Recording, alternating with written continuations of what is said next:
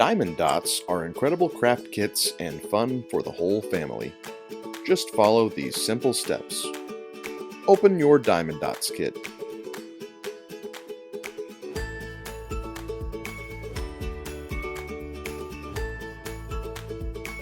Roll your kit onto a table or flat surface.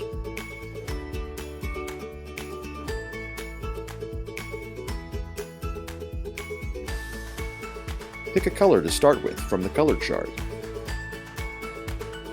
Open the dots pouch and pour the dots into the tray. Pour the remaining dots into one of the included baggies. Cut the numbers off the pouch and place the strip into the baggie for easy identification. Open the wax container and remove the plastic seal from the top and bottom of the pink wax. Then put the wax back into the container.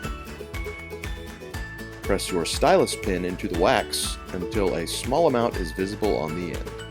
Peel back the kit's clear plastic, exposing the adhesive-covered surface.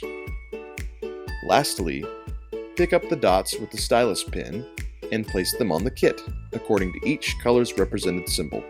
And just like that, you're dotting! Soon you'll have a work of art suitable for framing.